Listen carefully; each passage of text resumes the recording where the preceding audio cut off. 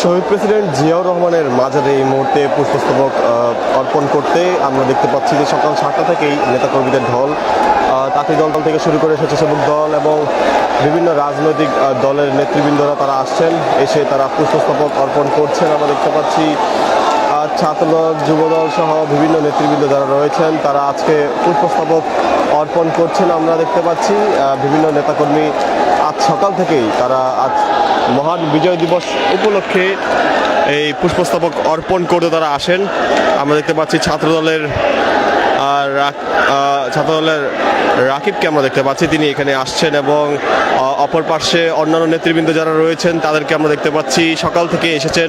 কিছুক্ষণ আগে রুহুল কবির রিজভী এবং আমরা দেখেছিলাম বিএনপি মহাসচিব মির্জা ফখরুল ইসলাম আলমগীর, তিনিও এসেছিলেন পুষ্পস্তবক অর্পণ করতে।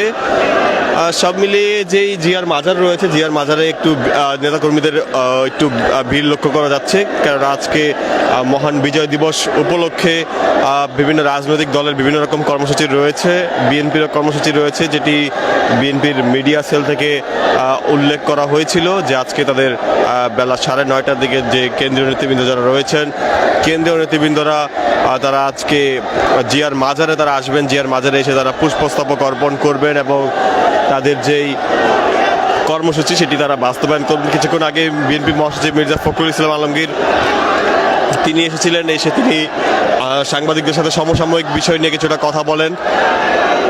দর্শক, আপনাদেরকে দেখানোর চেষ্টা করছি এই মুহূর্তে পুরো যেই জিয়ার যে মাজারটি রয়েছে সেই মাজারটি ইতিমধ্যেই লোকারণ্য অবস্থায় রয়েছে।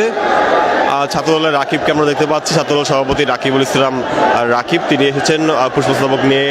তাঁতি দলের বিভিন্ন থানা ভিত্তিক যে সমস্ত নেতাকর্মী রয়েছেন তাদেরকে আমরা দেখতে পাচ্ছি। সকাল থেকে স্বেচ্ছাসেবক দলের নেতাকর্মীরাও ছিলেন এবং একটু দূর থেকে যদি দেখানোর চেষ্টা করি আপনাদেরকে, ঠিক জিয়া উদ্যানের পাশে যেই ব্রিজটি রয়েছে, সেই সংলগ্ন ব্রিজটি, সেই ব্রিজ থেকেও নেতাকর্মীদেরকে আমরা আসতে দেখছি একের পর এক, তারা কিন্তু আসছেন। নেতাকর্মীরা এসে তারা এখানে এসে পুষ্পস্তবক অর্পণ করছেন।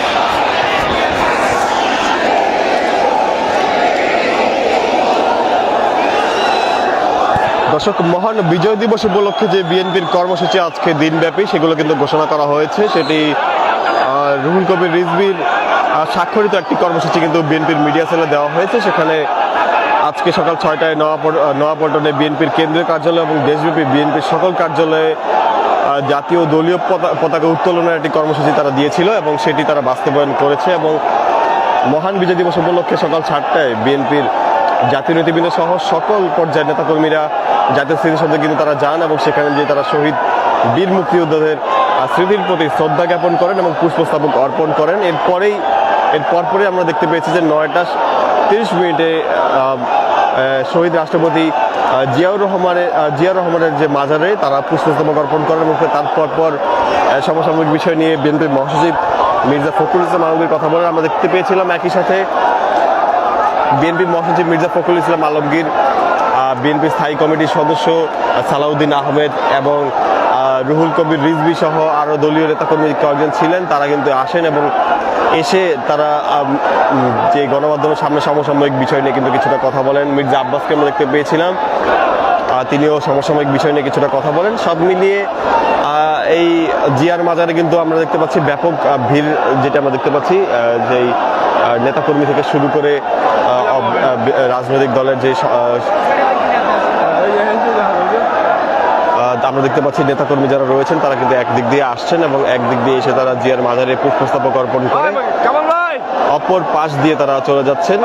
কিছুক্ষণ আগে আমরা দেখেছিলাম যে ঠিক একই স্থান থেকে মহিলা দল থেকে শুরু করে তাঁতি দল, আমরা দেখতে পেয়েছিলাম যে কৃষক দল এবং জাতীয়তাবাদী যুব দল, ছাত্র দলের নেতৃবৃন্দরা আসেন এবং তারা এখানে এসে পুষ্পস্তবক অর্পণ করেন এবং পরবর্তীতে তারা এখান থেকে চলে যান।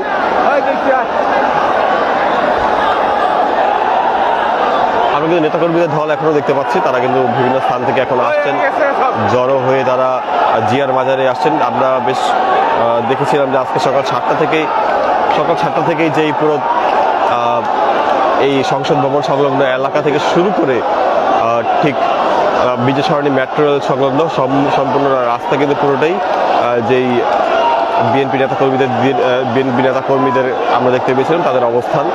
দর্শক, সরাসরি ইত্তেফাক লাইভের মাধ্যমে আপনাদেরকে দেখানোর চেষ্টা করছিলাম। আমরা আবারও যুক্ত হব, দেখার চেষ্টা করব পরবর্তী যে কোনো চিত্র।